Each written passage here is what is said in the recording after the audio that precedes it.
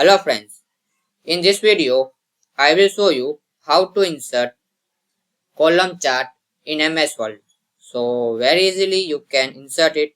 So follow some my few steps to insert chart, this column chart. So firstly you need to click on insert. You see here this insert tab, so just click on it.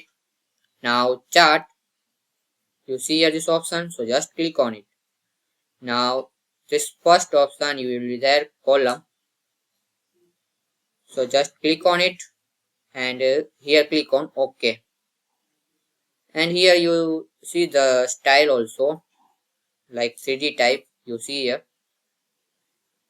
and see the preview also.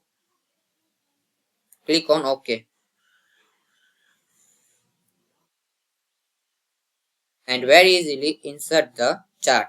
So you can very easily insert this chart, and you see here this Excel file will be open. You can customize like here, you can customize this chart using this.